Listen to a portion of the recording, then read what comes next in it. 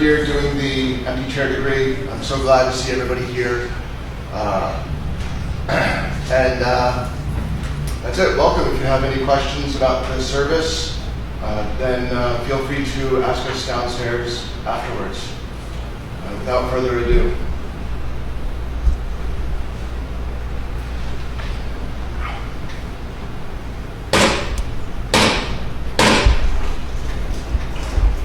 Worshipful Master, there is an alarm at the outer door.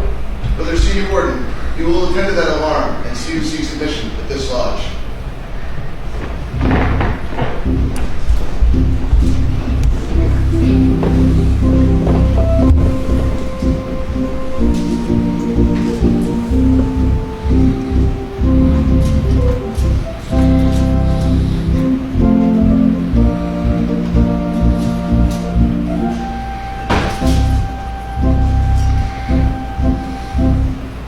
Master, comrades and brethren who have fallen honorably in past wars seek admission into this lodge, not by their physical presence, but by their spirit, that they may continually seek their recognition. Brother Senior Warden, admit the presence of our fallen brother and the opening of our hearts to their memory.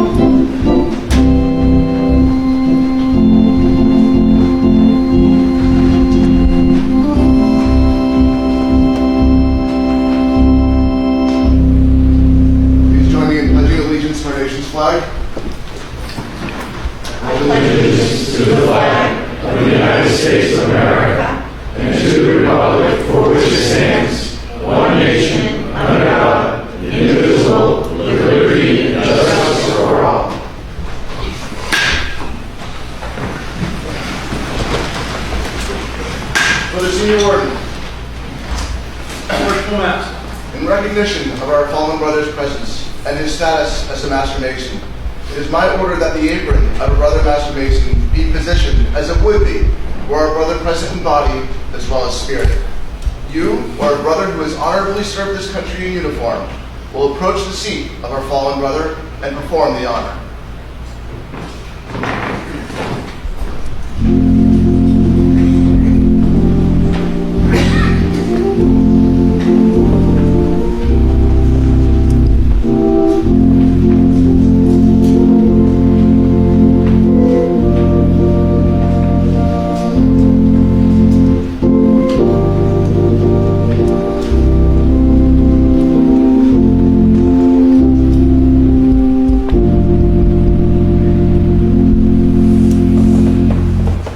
The lambskin, or white leather apron, was the first gift of Freemasonry to our departed brother.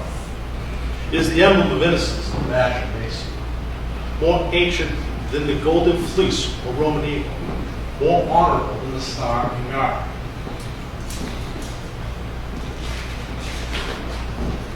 I now offer this emblem and secure the seat of our departed brother in recognition of his and his Masonic companions' dedication to the highest ideals of the craft in the greatest of vicissitudes in service to their country and fellow.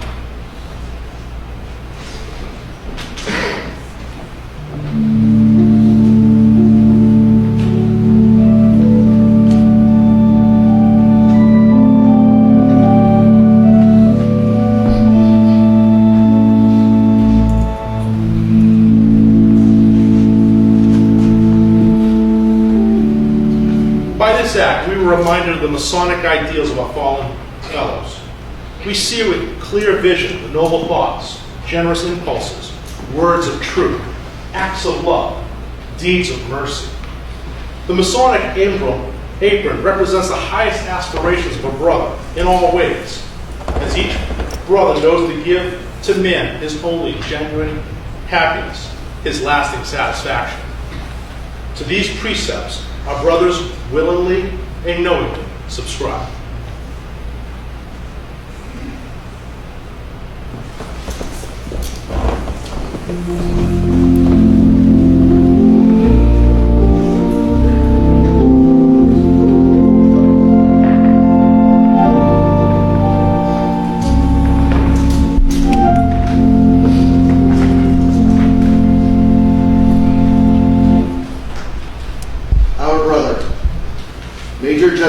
Montgomery, having given himself freely, not only to the obligations of the degrees of Masonry, but to the obligations of service, to his ideals, as his light showed them, thereby garnered the honors of his peers in service, his superiors, and those who looked to him for leadership.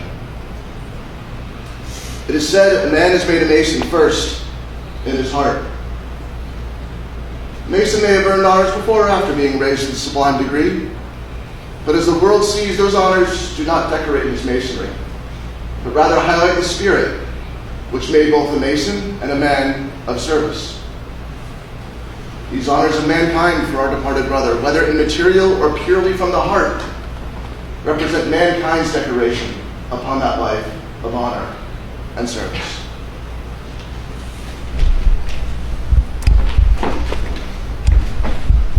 Most gracious God, great architect of the universe, author of all good and giver of all mercy, pour down before thee thy blessings upon us, and grant that the solemnity of this occasion may bind us yet closer together in the bonds of brotherly love. May the present instance of mortality forcibly remind us of our approaching and inevitable destiny, and wean our affections from the things of this world, fix them more devotedly on thee, our only safe refuge in the hour of need. And grant, O God, that when the summons shall come for us to leave our transitory lodge on earth, the light which is from above shall dispel the encircling gloom, and that departing hence with faith in thee, in full hope of a resurrection in charity with all men, we may, through thy favor, be admitted to the celestial lodge above, to partake in everlasting reunion with the souls of our departed friends and brethren, the just rewards of our pious and virtuous life. Amen. Somewhat agree. As we have recognized our brothers, and especially Major General Richard Montgomery, let us take this both as an affirmation of his virtue and a recognition of our own frailty. My brothers, will you reenact with me the service to a brother raised to a higher lodge by first forming a circle around the vacant chair? All Masons are welcome to attend in the circle.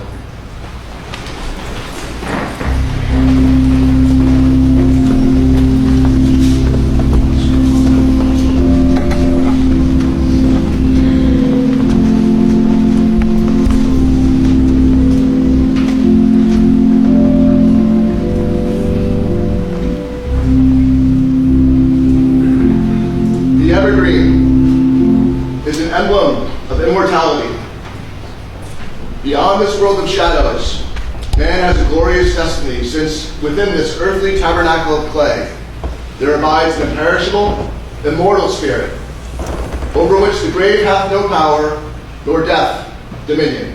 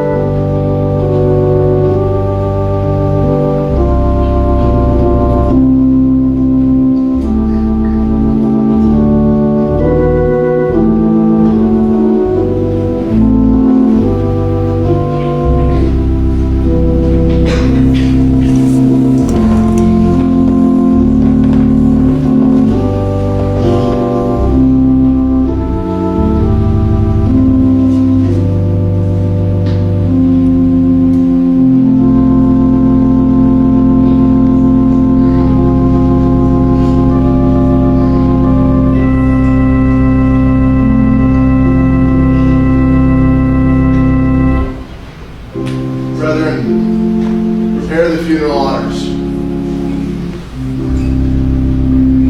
We consign his body to the earth. We cherish his memory here. We commend his spirit to God who gave it. Gracious God, rest this our brother who has walked here among us. Everlasting life give unto him, and if it be thy will, lead him through the gates into the eternal city. Amen. Glory.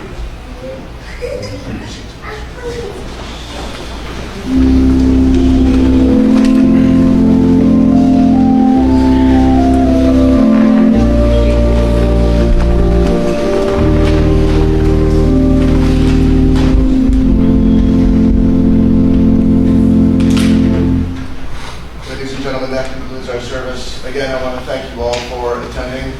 If there are any active or retired military who have lost a friend or brother, you are more than welcome to stay within the lodge at peace for as long as you like. If there are any families that have lost a loved one in military, you also are welcome to stay in the lodge again and enjoy some of the peace. Otherwise, please respectfully and quietly make our way downstairs. Color guard dismissed.